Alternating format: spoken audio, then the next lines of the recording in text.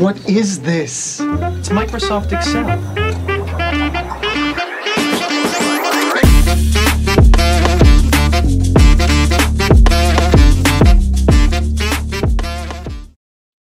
Oke, kembali lagi dengan Halo Teken di sini. Kali ini kita akan masuk ke dalam playlist baru, yaitu Belajar Excel untuk Data Analisis.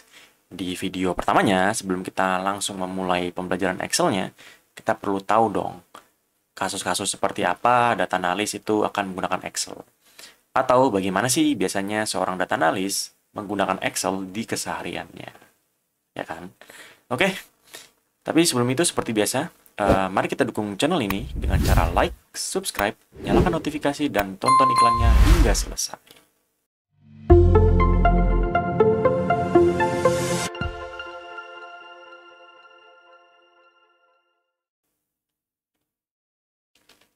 Nah, ini sih berdasarkan pengalaman gua dan teman-teman gua ya yang bekerja sebagai seorang data analis. Sebenarnya tuh Excel tuh cukup jarang dipakai, teman-teman. Nah, kenapa sih sebenarnya Excel tuh cukup jarang dipakai ya? Nah, ini menurut gua aja sih, karena Excel tuh hanya bisa mengolah data sebanyak 1 juta row. Sedangkan di era sekarang itu kan data itu kan lebih dari jutaan ya kan? Dan bahkan nggak usah lah jutaan. Gue yang biasanya sering ngolah data ratusan ribu row aja, itu kadang suka nge-freeze atau nge-hang gitu. Data responding Excel-nya. Nah, karena itu biasanya gue langsung convert ke Python. Karena itu lebih cepat ya kan untuk mengolah datanya. Atau bahkan jika teman-teman ingin melakukan visualisasi, itu bisa menggunakan Tableau, Power BI, atau Metabase. Tapi terlepas dari itu semua, meskipun Excel jarang dipakai, tetap ada kok kasus-kasus yang menurut gua itu lebih enak dipakai menggunakan Excel. Nah, di sini nih ada 4 kasus nih yang gua tangkap dari pengalaman teman gua dan juga pengalaman gua ketika mereka menjadi data analis atau data scientist. Yang pertama, itu ada ad hoc request. Ini biasanya untuk membuat mengirimkan data, tapi biasanya ingat teman-teman harus di-clean dulu. Contohnya, jika ada tim marketing atau tim operasional yang ingin meminta data customer tertentu yang cukup spesifik yang nggak bisa di-download di dashboard Power BI atau yang lainnya, nah disitulah kita akan mengekstrak datanya dari database production, lalu kita copy paste data tersebut ke Excel. Lalu kita cek dulu nih, apakah ada yang kotor datanya atau ada yang typo. Nah, kita clean di situ. Kita clean up di Excel. Lalu setelah sudah kita kirim saja datanya tuh ke tim operasional lewat email. Gitu sih. Itu yang pertama. Yang kedua, itu ada report dan analisis.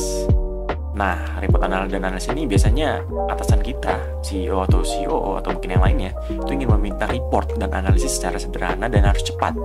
Kan nggak mungkin ya kita langsung membuat dashboard untuk hal ini di Power BI atau Tableau, dan itu kan butuh waktu ya. Nah, maka dari itu biasanya gue ekstrak aja datanya dari database, copy paste kan ke Excel, lalu gue pivot aja gitu. Oh iya, tapi jangan lupa di clean up jika memang diperlukan. Setelah di pivot, mungkin gue buat visualisasi sederhana saja, dan jangan lupa dikasih komentar atau insight ya teman-teman di visualisasi atau pivot table tersebut.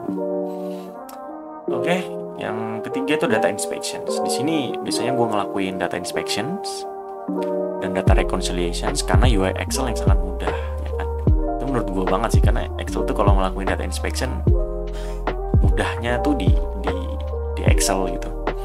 Jadi kita tinggal ekstrak datanya, lebih nyaman sih gue di Excel. Kita ekstrak datanya kalau misalnya masih kecil, kita copy paste ke Excel dan kita lakukan data inspection di sana. Kalau misalnya ada yang aneh, ya kita kabarkan lah ke tim ops gitu. Biasanya data inspection dilakukan di Excel ya ketika memang kita nggak punya data engineer, data infrastrukturnya juga masih kurang bagus, ya mau nggak mau kita inspection di Excel gitu, ya kan. Dan kita melakukan data reconciliation-nya juga mencocok dengan data yang kita punya dan data yang dimiliki oleh tim lain juga di Excel gitu.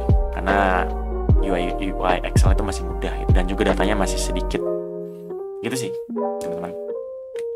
Yang terakhir itu papan tulis. Nah, di sini biasanya kalau gue pakai Excel itu biasanya juga ingin menjelaskan suatu konsep atau suatu logic dari solusi yang kita bawa itu ke bos gitu kan. Jadi biasanya bos penasaran nih, logikanya gimana, make sense gak nih dari prinsip-prinsip atau perhitungan yang gue bawa dengan permasalahan yang akan kita solve.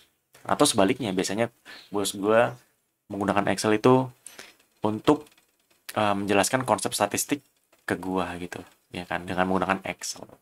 Nah, jadi itulah keempat kasus yang biasanya gue sama teman-teman gue pakai. Yang pertama itu ada network request, report analysis, data inspection, dan terakhir papan tulis. Nah, nanti di next videonya kita akan membahas formula Excel nih yang biasanya kita gunakan untuk keempat kasus ini, ya kan. Jadi teman-teman tetap stay tune ya, dan sampai jumpa di next videonya. Bye. Terima kasih telah menonton Halotek Academy. Jangan lupa like, comment, subscribe, dan share video ini. Cek juga tutorial menarik lainnya ya. Halotek Academy, learn today, great tomorrow.